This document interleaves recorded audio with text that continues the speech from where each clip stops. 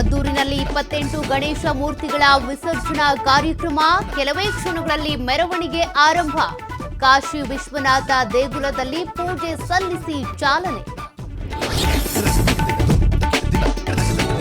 ರಾಜ್ಯದಲ್ಲಿ ಅಶಾಂತಿ ಸೃಷ್ಟಿಗೆ ಸರ್ಕಾರವೇ ಹೊಣೆ, ಸಂಪೂರ್ಣವಾಗಿ ಪೊಲೀಸ್ ಇಲಾಖೆ ವೈಫಲ್ಯ ಇದೆ.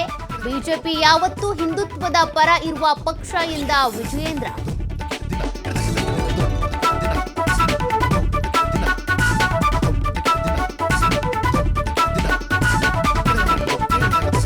ಮದ್ದೂರಿನ ಗಲಾಟೆ ಬಗ್ಗೆ ಪ್ರತಿಕ್ರಿಯಿಸಲು ಡಿಕೆಶಿ ನಕಾರ.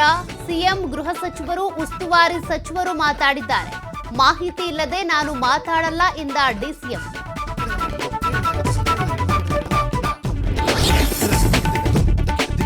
ಮಂಗಳೂರಿನ ಬೈಕಂಪಾಡಿ ಕೈಗಾರಿಕಾ ವಲಯದಲ್ಲಿ ಅಗ್ನಿ ಅವಘಡ, ಸುಗಂಧ ದ್ರವ್ಯಕ್ಕೆ ಬೆಂಕಿ ತಗುಲಿ ದಗದಗ ಹೊತ್ತಿ ಉರಿದ ಘಟಕ.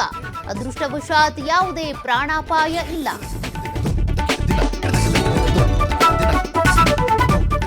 ಜನ್ಜಿ ಕ್ರಾಂತಿಗೆ ಪಳವಳಿಕೆಯಂತಾದ ಕಠ್ಮಂಡು ನಗರ, ಪಾರ್ಲಿಮೆಂಟ್, ಪ್ರಧಾನಿ, ರಾಷ್ಟ್ರಪತಿಗಳ ಮನೆಗಳು ಸುಟ್ಟು ಭಸ್ಮ.